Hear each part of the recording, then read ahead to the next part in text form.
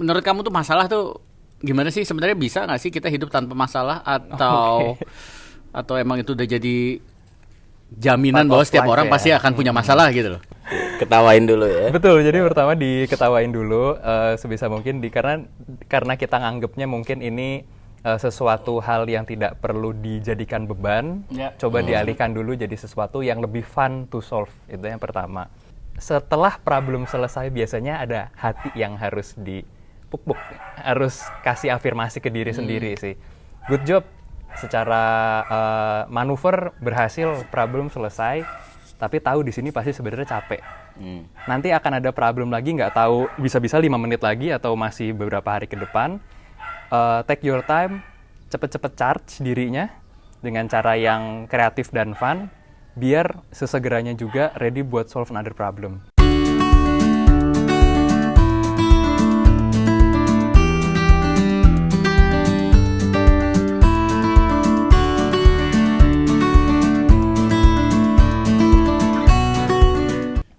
Sergio, Pak Dani. lu siapa? Oke guys, tamu kita hari ini namanya Sergio. Dia dari Meksiko. Jadi nanti kita pakai bahasa Inggris. Jadi kalau misalkan itu nanti Fania yang akan bikin translate ya gitu ya. Kok bisa di bahasa Indonesia? Jadi selamat datang. Terima kasih banyak. Selamat datang. Obrolan 3 jaman. Jadi kan kita sejaman, yang ini emang agak beda zamannya ya. Jadi yang di sana juga beda, itu lebih di atas lagi. Ya, jadi kita sama, mereka berdua lebih tinggi. Oke, jadi hari ini kita akan bahas apa nih? Soal masalah ya. Masalah yang kalaupun nggak ada selalu jadi ada. Ya kayak lu lah ya. Ada nggak ada jadi masalah buat kita. Oke, tapi perkenalan dulu lah ya. Perkenalan dulu, aktivitas apa hari-hari? Jadi saya Sergio, aktivitas sehari-hari sebagai manajer marketing and collaboration di PT Embrio Biotech Indo. Jadi sebenarnya aktivitas sehari-harinya adalah membimbing tim, lebih ke ide marketing, dan kebetulan backgroundnya foodtech. Jadi saya juga penghubung antara marketing dengan tim technical di laboratorium seperti itu. Foodtech Plus. Jadi hari-harinya di laboratorium. Betul, hari-harinya di laboratorium. Seru dong. Bosenin. Tapi untungnya nggak tiap hari selalu ada di laboratorium, masih lebih ke di luarnya lah, di office-nya, ngurusin sama customer, barangkali diskusi sama tim manajerialnya technical buat kita bisa develop apa nih hal yang baru seperti itu. Jadi kalau ada klien datang, mereka lebih mau menciptakan sesuatu atau mereka punya masalah dengan produk mereka? Mostly punya masalah sehingga perlu testing untuk memverifikasi apa yang bikin jadi masalah dan what we can do setelahnya gitu sebenarnya. Dan mereka biasanya gimana tuh? Jadi berharap bekerja sama dengan di tempat kamu itu, terus akhirnya masalah mereka beres gitu atau? Jadi sebenarnya kalau daily customer regulernya itu ada 2 tipe sebetulnya. Satu kebetulan mereka tipe mungkin food manufacturer atau restoran yang lagi mau mendapatkan izin edar, contohnya izin Bepom. Kebetulan dipersyaratkan untuk uji lab parameternya harus ABC sesuai ketentuan. Mereka datang ke kami untuk melaksanakan tes ya ABC itu juga. Tapi ada lagi customer yang lagi kena problem. Contoh restorannya lagi kena masalah karena ada komplain keracunan. Wow, itu sesuatu yang paling kita takutin lah ya. Setiap sering terjadi. Saya nggak mau bahas itu lah. Tapi gue yakin itu jadi masalah yang paling dijaga sama setiap chef lah ya. Betul banget gitu. Jadi mereka itu memang dalam satu momen harus mendapatkan jasa testing yang paling cepat karena mereka harus buru-buru tahu ini betul ada kontaminasi atau enggak, seperti itu, harus cepat dapat laporannya.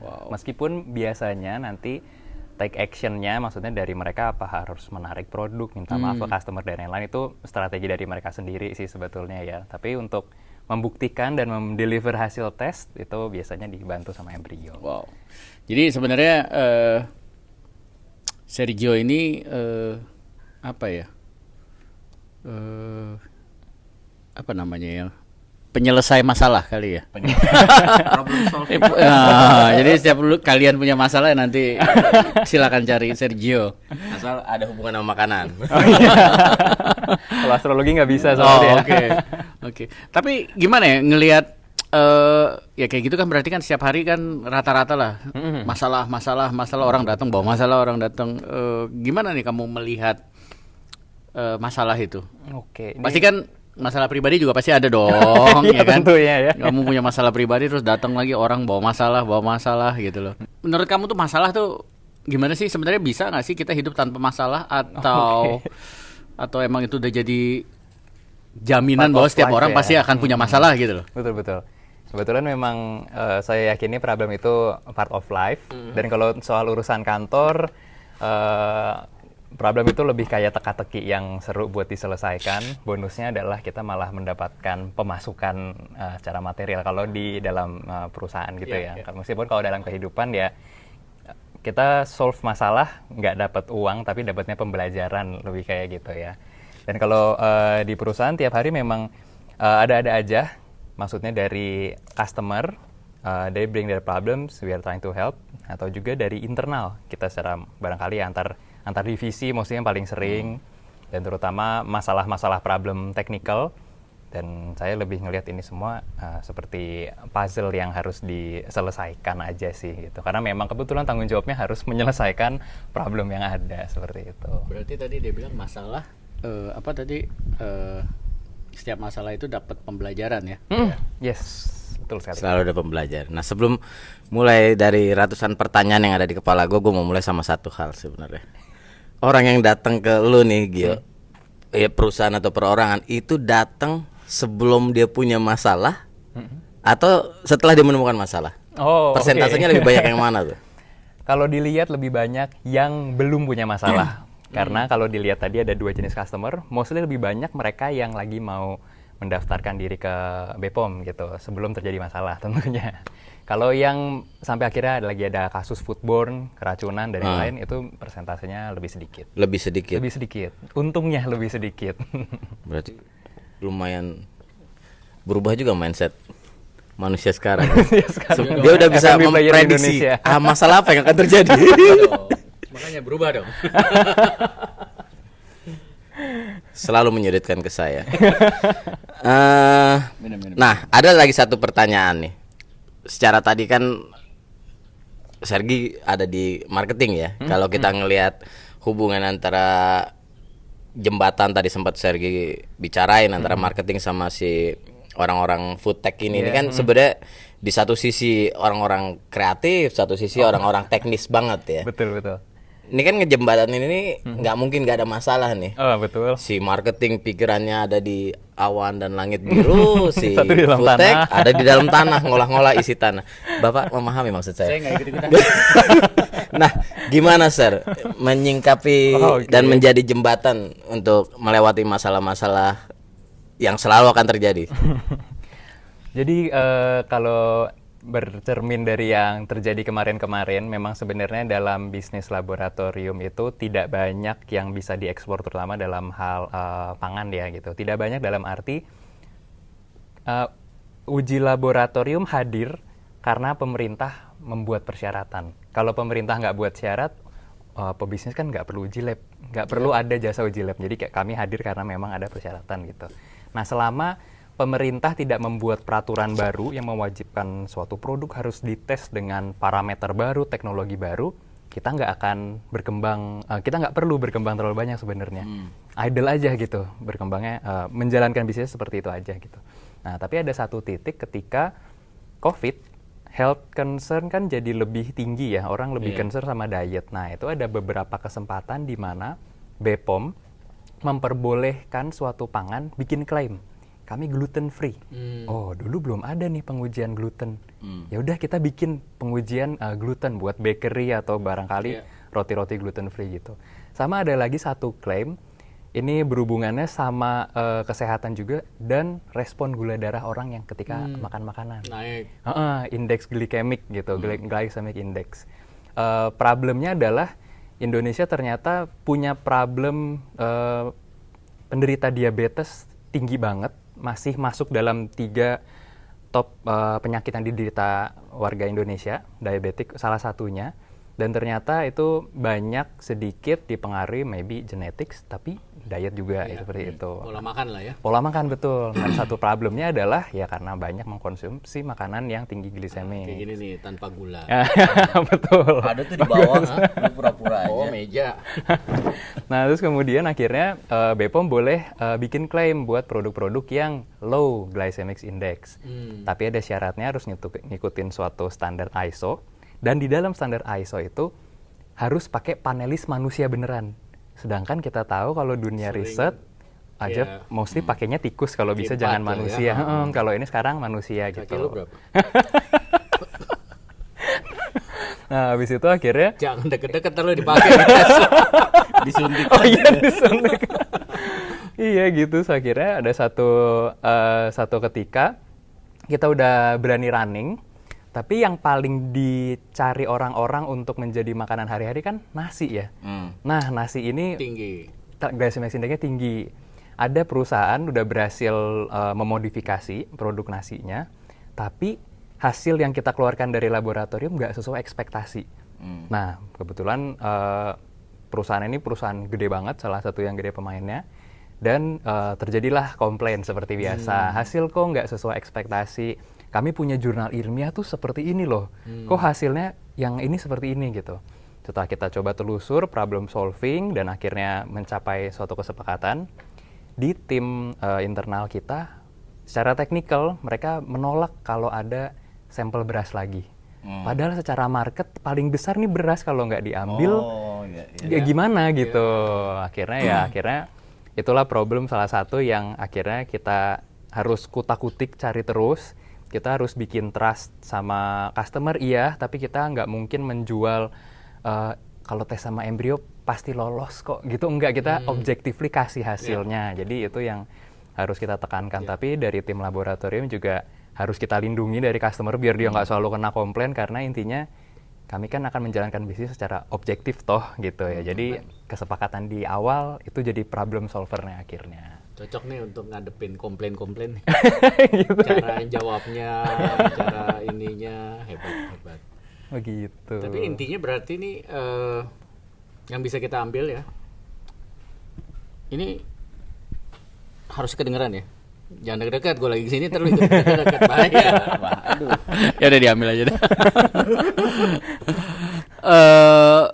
Solusi itu nggak langsung menjamin selesai ya masalah ya. Betul. Jadi setiap masalah itu kita harus siap dengan dampak-dampak berikutnya.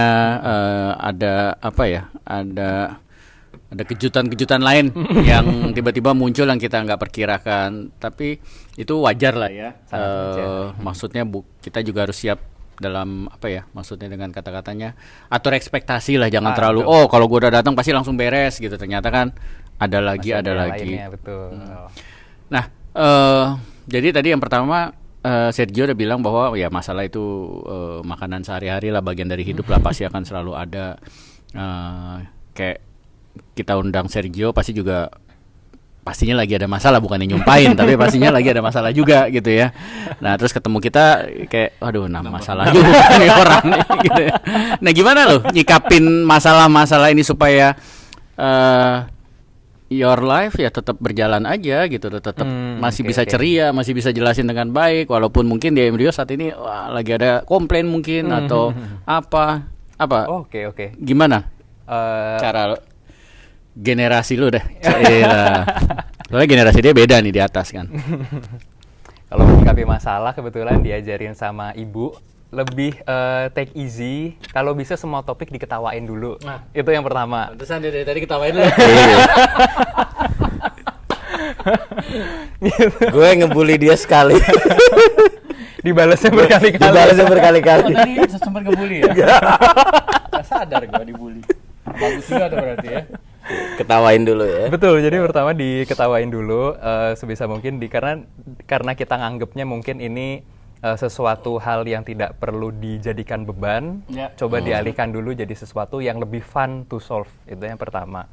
Kemudian jangan terpengaruh sama mood orang-orang, karena biasanya kita dalam satu tim ketika nerima komplain kan kita semua tim tahu tim ada 5 orang, tapi setidaknya kita seorang diri harus pegang kendali sama mood.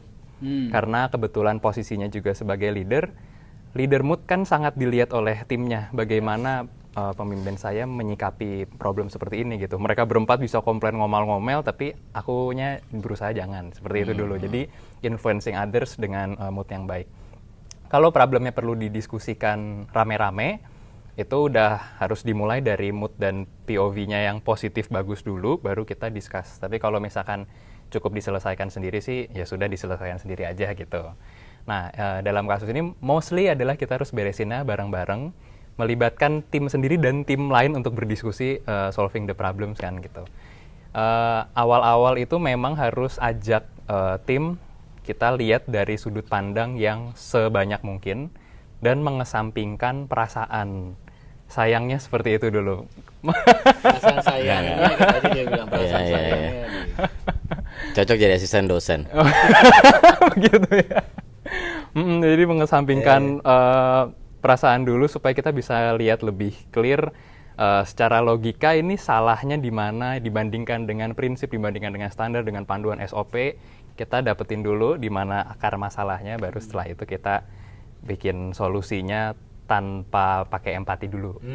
Setelah itu baru ketika harus mengkomunikasikan sama customer, baru empatinya dipakai-pakaiin gitu. Jadi pas solving problem logically, menyampaikan full empathy seperti itu. Poin-poin kayak gini lu sering sharing sama Fania nggak? Enggak ya. Enggak ya. Kita bercanda dan bully-bulian aja. Oke. Semua kena sama dia. Menarik ya. Jadi memang ya itu tadi kenapa gue bilang kayak asisten dosen, jawabannya terstruktur banget gitu. Lo harus ngeliat secara objektif. Kita pernah bahas ini, semua orang harus ngelepasin egonya masing-masing ketika nemuin masalah. Kemudian harus duduk bareng, ya collaborate bareng sambil ngeliat dari different perspektif. Benar memang. Nih, mungkin kalau diskusi sama Fania bisa look jadi 50-an dia, nggak jadi 20-an lagi. But anyway ya, dengan jawaban-jawaban lu yang terkesan kayak 47 tahun nih, lu ya. Pernah nggak menghindari masalah? Jujur. Menghindari masalah. Terus yang kedua, oke. Kalau pernah atau nggak pernah, bagaimana cara lu bisa nggak menghindari masalah? Jadi mostly menghindari masalah kalau pertama tidak ada kewajiban atau keharusan untuk menyelesaikan saat ini juga. Aku tend untuk take a gap lah seperti itu. Tapi menghindarinya tentu nggak mungkin 100% menghindari ya gitu. Jadi biasanya ada komplain yang memang kita perlu take a rest dulu. Mungkin kalau emang lagi capek sih terutama itu better nggak ditangani dulu sampai akhirnya feeling better untuk menangani gitu. Cuman memang kalau urusan kerja sama customer kan harus komit ya. Setiap ada pertanyaan harus ada jawaban kan seperti itu. Tapi cepat atau lambat secara teori harusnya bisa kasih yang secepat mungkin. Tapi di balik kecepatan kualitas dari jawabannya harus lebih bagus. Jadi kalau aku lagi tidak dalam mode optimum untuk memberi jawaban yang yang lagi bagus-bagusnya, mending hold waktu dulu aja seperti itu. Keren ya. Tadi lu sempat nyebut ibu ya. Ibu, yes. Ada sosok lain nggak yang bikin lu bisa kayak gini hari ini? Yang Lengkap ya. Ada ini banget apa? Bagus banget ya, maksudnya mateng. Oh, aduh, ya, sih. Nggak kayak yang di pohon itu. Masih belum matang. Cuman dia jawabannya tuh ya kayak tadi Pak Jeff bilang terstruktur rapi. Kalau disuntik embrio. Oke, jadi kalau sosok look up tuh ada banyak sih, tapi mostly dari keluarga. Kakak juga, sosok kakak itu dia sosok yang ambisius, sangat driven orangnya. Saya belajar banyak tentang mostly how to solve problem dari kakak mostly. Untuk empathy ngomong sama orang, tapi tidak menjadikan posisi saya lebih rendah dari klien. Kadang kan kita harus merendahkan diri dari klien, enggak kita bagus. Sebenarnya setara dan lain-lain itu dari ibu, tapi secara halus cara penyampaiannya sama klien. Jadi klien ngerti, mungkin memang ada komplain dia dijelaskan, tapi penuh respect satu sama lain seperti itu. Dan kemudian untuk delegasi mungkin barangkali manuver cara berdiskusi, ngerti politik, alur step by step manuver bermain itu dari ibu dan kakek juga sebetulnya. Seperti itu. Karena kakek juga sebenarnya dosen dan dia aktif organisasi di Kodeks WHO FAO waktu dulu. Seperti itu. Jadi dia kadang sedikit banyak waktu aku kuliah tinggalnya bareng sama kakek selama 2 tahun. Di meja makan selalu kadang suka di-spill. Oh dulu aku ada pengalaman gini, cara aku nanggapinnya seperti ini gitu. Wow. Itu apa ya? Kalau gue boleh ambil satu kesimpulan, pendidikan keluarga, culture di keluarga ya, itu akan sangat secara langsung nggak langsung itu membantu seseorang dalam menghadapi tantangan-tantangan di masa depannya ya, masalah-masalah yang akan dia hadapin. Wow, that's good. Jadi udah belajar banyak nih kita. Ada lagi yang mau lu tanya atau mau minta tips terakhir? Gua rasa tips. Tips, oke. Tips untuk menghadapi masalah. Ya masalah, kan pasti ada terus nih. Oke. Nanti lu keluar dari sini juga ada lagi masalah kan, bukannya nyumpain ya, tapi ada aja gitu ya kan. Tadi kayak udah satu tuh, senyumin aja dulu. Betul. Ini ada beberapa tips lagi buat para pemirsa.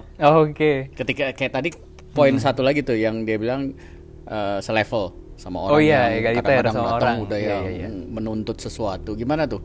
Ada tipsnya gimana tuh? Bisa supaya tetap. Oke, jadi mungkin tadi ada beberapa yang aku coba terapkan, yaitu set aside dulu antara logika dan empati, ditempatkan di waktu yang berbeda seperti itu. Kemudian tetap menjunjung sense of egaliter. Barangkali itu tidak berlaku untuk semua orang dan semua case tentunya sebenarnya ya, karena mungkin dalam beberapa kasus ada tipe orang yang saya lebih senang kalau berdiskusi sama orang yang di bawah saya, tapi intinya problem tetap harus solve, yaitu kita memposisikan juga sih, tapi most of the time kalau kami lebih nyaman fully respect tapi tetap egaliter seperti itu.